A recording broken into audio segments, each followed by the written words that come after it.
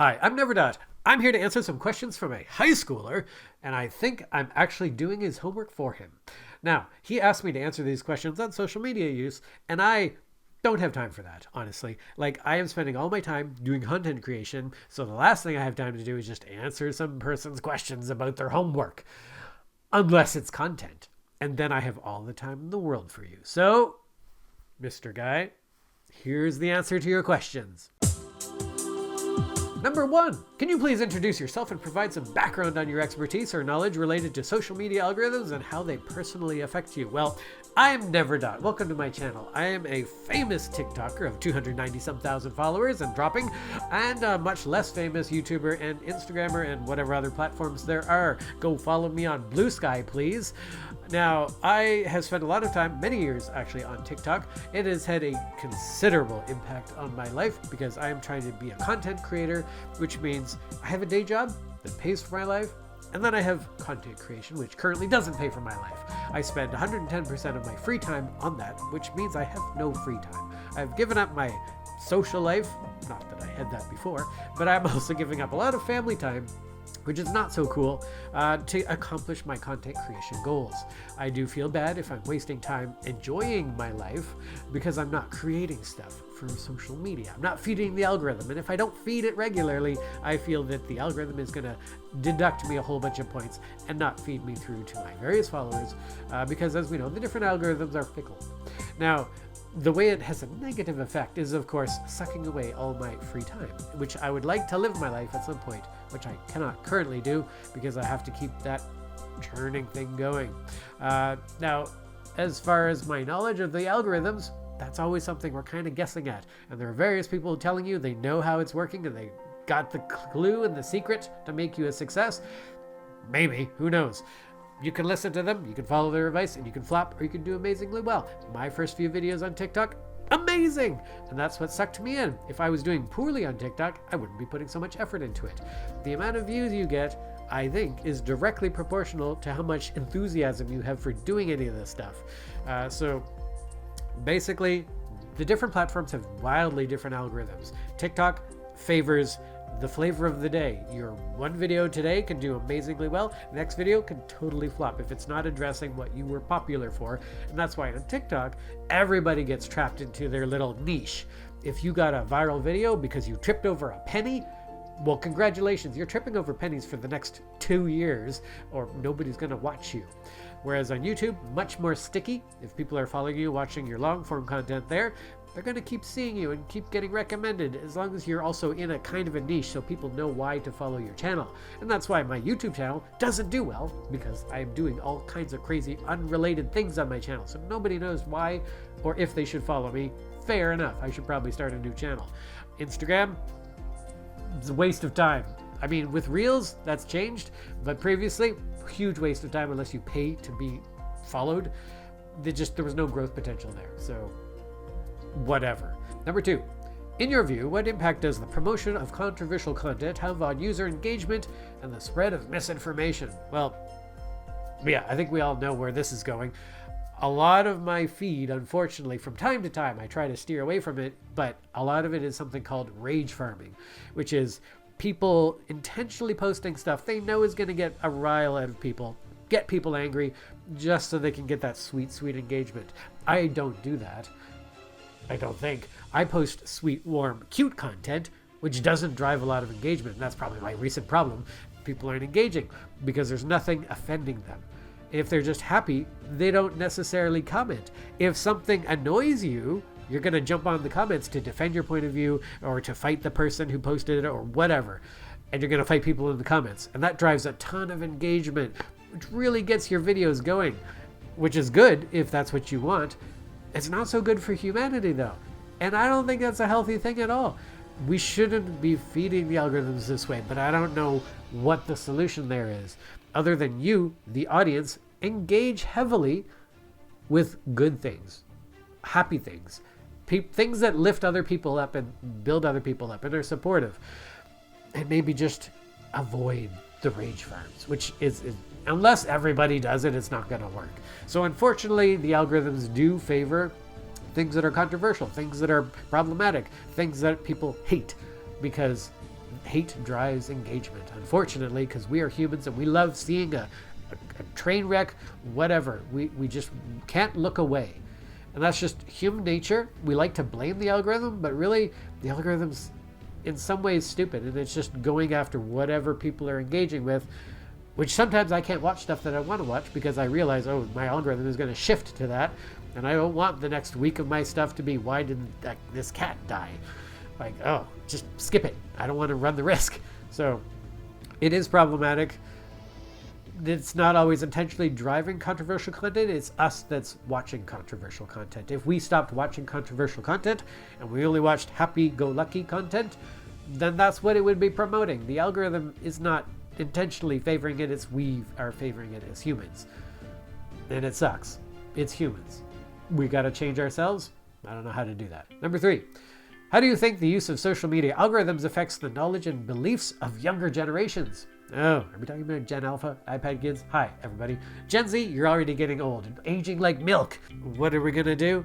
I mean, the use of social media, yes, it is going to inform you. It's really good, actually, for that, because I've been watching a lot of news on TikTok now, and it's giving me insights into issues of the day that I have no chance of getting off of what we call mainstream media or the large, well-curated things, because they will report on the news, but it's kind of high level. It's covering it's a summary. And it's like, you don't get the book, you don't get the novel, you don't get to read each individual chapter. And I don't like that. I like how now we have these citizen reporters that are actually right in the news. They're in the situation as it happens. They know someone who works at the whatever, or they had some friend that was at the site and they could report. The danger is that these are not professionals. They may not be unbiased. They're often very biased, and they might be missing something, but they do have information that the news reporters sometimes don't have. And sometimes the news reporters have to interview these guys. So while it's a double-edged sword. You have more information, but that information could also be completely bogus. One bad summary of a scientific journal produced all sorts of influencers posting the same news, but they didn't do their research to find out if their source was accurate. And they said, we found, aliens' lights of a skyscraper on some planet far away, which was completely bogus. It was just some scientific research study saying, artificial light would have these wavelengths. We've detected similar wavelengths on some far exoplanet. That's not any kind of proof of anything. And the summary of one article got repeated and a telephone game erupted from that. It is kind of good. The younger generation has access to way more information than we ever would have had previous generations before. That's kind of good, and you can make more informed decisions, but it also does drive you into a deep end of rabbit hole much faster, and you can go off the rails so much more easily.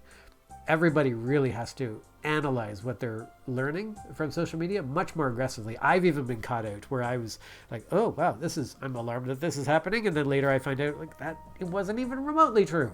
And in the age of AI, it's going to be a million times worse. Nothing you see will be believable, but it will be completely believable. So it's a problem. Number 4, how do you think TikTok algorithms benefit you personally? Oh, well, they have benefited me. I have 297,000 followers because of the algorithm. It also hurts me because I'm spending so much time on it because of that. So with, fame comes responsibility, time-consuming things. And if I was just not popular, I wouldn't have to put any effort into it. I could just go do something else. I could go cut the grass or something in the winter. So it is benefit. I did sell a bunch of stuff on my shop. So I also bought a lot of cardboard boxes that I don't know what to do with anymore because I'm not selling anything right now. But yeah, people have become aware of me. They've seen my comic, neverdot.com. They've been there. They've bought things from my store. Bought is not a word. And it's just been great. People at now Comic-Con when I go recognize me, which is something that has never happened before. And that's super amazing. So I really appreciate that. And I really appreciate meeting people.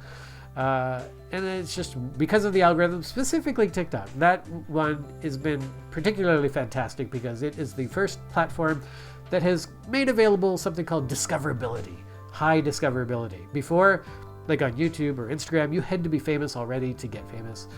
More so on Instagram was that way. YouTube, you had a bit more potential to grow, but still it's very competitive. TikTok, you could be a nobody and post one video never have posted before, and you could have 1 million views. And that's fantastic. I'm seeing so many like grandmas posting that are just blowing up. And it's just wonderful. That discoverability is huge and it's great. And it's also what makes it bad, because you get all 1 million followers. Well, 3 of them are seeing your videos because you're no longer posting what made you famous. So that's how that works. Number 5. Do you think that there should be a larger amount of rules and regulations surrounding algorithms on social media? Well, we do already have a lot of this already. I mean, the social media platforms already police themselves outside of these regulations because they don't want to get in too much trouble. And they also want their platforms to be seen as, welcoming to advertisers, but also their various communities. TikTok was particularly harsh on keeping their content nice and clean and good. For instance, on Instagram, I would oftentimes come across content that was a little bit like I would not want kids seeing it. Whereas that wasn't really what I was finding on TikTok. It was pretty clean, which is good. Now, admittedly, I don't look for anything problematic on TikTok, but it was, for me, it was better than the other platforms. YouTube was never much of an issue, but it was pretty good. So, and they're often taking things down. A lot of people's accounts get ripped down all the time. They post something bad, it gets deleted.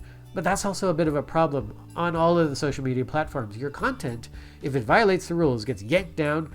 You often don't have any recourse if it was an incorrect assessment.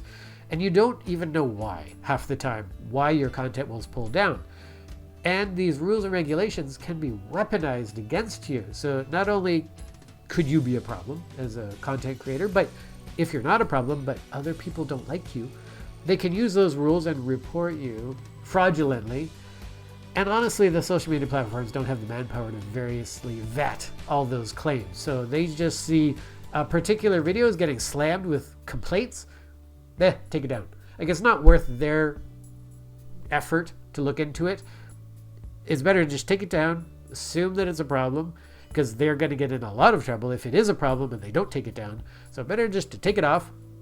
It can be appealed, but they also don't have the manpower to review all these appeals. So unfortunately, usually you don't have much to do, and these rules and regulations can be weaponized against people to take good people down. So asking for more regulations could itself be a problem. So we do have to strike a balance, and maybe AI will help us in this area, because AI could be better geared towards checking all these fraudulent reports. But usually, I think the existing laws are doing a pretty decent job of taking stuff down that should be taken down. And it's more about holding the platforms accountable and making sure they actually stick to it, while also realizing they have like unholy amounts of hours of video being uploaded every second, and only computer systems can hope to analyze that. Humans cannot check that. There is just no way. And if you change that, force it to be human reviewed, you've just killed all the platforms basically in a second, because nobody can afford to do that. Finally, number 6, do you think that it is worth it as a society to have social media algorithms, even if they may cause polarizing viewpoints? So I think the question here is, like, we could just be showing content based on, chronological order as you post it. How you would ever find anybody, I don't know. I guess you just search on keyword and hope everybody's tagging their stuff correctly. But this is a bit of a problem. You do kind of need the algorithms to get to anything you really properly want. TikTok is a good example where its algorithm is really, really gold. Like, it gets to the content you like real quick, which I've been very impressed by. YouTube, not so much. YouTube throws you down some weird rabbit holes, which I don't like at all. I hate it, actually. And Instagram just never had discoverability until recently with Reels. So I got to give kudos to TikTok for its really good quality algorithms, which really does nail what you like, what you're responding well to. So I like it, appreciate it for getting me to what I want there. But as a society, it does polarize people. It would be nice. I would love it if I had controls on my algorithm and I could say, show me stuff I don't agree with. Show me the opposing side. I do actually want to sometimes see it, because being only fed stuff that you like and agree with is a huge problem on any platform, because humans, we respond to what we see and are exposed to. And if we don't get exposed to the opposing viewpoint, then we just think everybody agrees with us, And when we go out into the world and we find someone that disagrees, we're like, well, no, I've got this army behind me that I've seen online that agrees with me. So you're going to be much more empowered to fight against people, which is bad. And we're seeing that in the world more and more and more. There's so much fighting, so much disagreement. And it would be just so nice if the algorithm would actively try to just mediate that a bit and just pepper your feed with opposing viewpoints if it's that kind of thing. Now, if I'm just watching cute cat videos, I don't need cute dog videos. I'm a cat person and I don't want the dogs. It is challenging right now for algorithms to know what to do there. We've already seen Google trying it to fight bias and doing it really badly. Like it was trying to inject racial diversity in every image it generated. So without any regard for context or appropriateness, it was just, let's just make diversity everywhere. And I appreciate what they were trying to do there. They're trying to, with what they could, with their algorithm, say, we need to balance out. We can't just give you bubble chambers all the time. We're going to try to even out, try to contrast, like not always give you white people. Here's diversity, racial diversity, which good. But yeah, if we're going to try to inject forced balancing of opinions, you do need to know, you can't just do it for every single search. As I said, I like watching, well, I don't, but if I want to watch cute cat videos, that's okay. I don't mind being polarized on cute cats.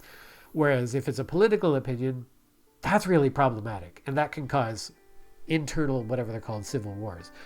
We don't want that. That's something you should mediate. But it's hard for the algorithm to know which is which right now. But we are in the age of AI, and this could soon change for the better. So I do hope AI will help and pick up this thing of the algorithm and educate it a bit on where we can better mediate that going forward in the future. But for now, it's difficult. I'm a programmer as well, so I appreciate these issues that the platforms have, and I'm not going to blame them for it. They're often trying their best, oftentimes, and it's just difficult because they can't manually do it all. So what are they left to do?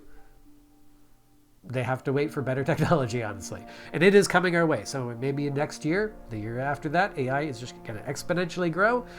And it will probably, hopefully, either be really, really good or devastatingly bad. Because as good as it can be, I think we all know, if it goes evil, then it's disastrous. So those are my viewpoints. I hope that you enjoy your social media algorithm, because there's no getting away from it unless you use something else that you've written yourself, which is probably super boring.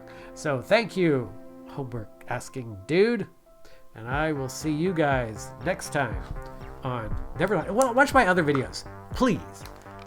All 12 viewers of you. See you next time. Bye.